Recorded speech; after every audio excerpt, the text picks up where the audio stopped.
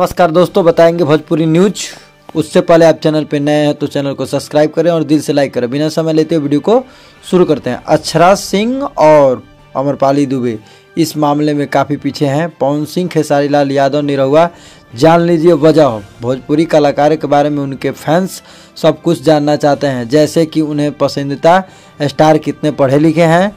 लेकिन भोजपुरी के इन कलाकारों के बारे में एक दिलचस्पी बात निकल कर सामने आई कि जिसे जानकर आप भी हैरान हो जाएंगे। भोजपुरी सिनेमा का क्रेज अब बिहार से निकलकर पूरे भारत में बढ़ने लगा है। इसका श्रेय उन कलाकार को जाता है जिन्हें अपनी अदाकारी से लोगों का दिल जीता है। इन कलाकारों के बारे में उनके फैंस सब कुछ जानना चाहते हैं, जैसे कि उनके पसंदीदा स्टार कितने पढ़े हैं, उनकी लाइफ स्टाइल, पर्सनल लाइफ और उनसे जुड़ी हर दिलचस्पी किस्से। लेकिन भोजपुरी के इन कलाकारों के बारे में एक दिलचस्पी बात निकल कर सामने आई कि जिससे जानकर आप भी हैरान हो जाएंगे। दरअसल वर्तमान दौर में भोजपुरी के 3 सबसे बड़े सुपरस्टार पवन सिंह, खेसारी लाल और दिनेश लाल यादव, भोजपुरी हीरोइन अक्षरा सिंह, काजल राघवानी और अमरपाली दुबे तुलना की काफ़ी कम पढ़े लिखे हैं और पढ़ाई भी नहीं किए हैं।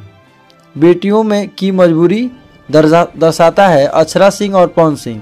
सबसे पहले हम बात भोजपुरी के number 1 star, power star Pawan Singh का करेंगे। अक्षरा सिंह की पवन सिंह से अपने लंबे फिल्म सफ़र में दर्शकों को खूब इंटरटेनमेंट किए हैं।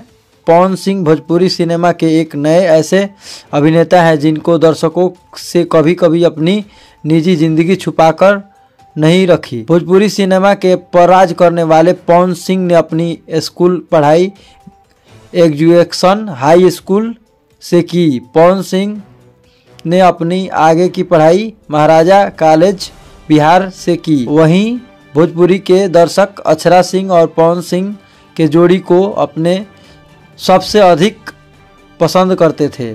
अक्षरा सिंह चाहने वाली जितनी दिलचस्पी उतने ही प्रोफेशनल लाइफ में लेते हैं, उतना ही इंटरटेनमेंट की पर्सनल लाइफ में भी लेते हैं। अक्षरा सिंह और प्रारंभिक शिक्षा पटना में हुई, जबकि अक्षरा सिंह ने ग्रेजुएशन तक पढ़ाई की है।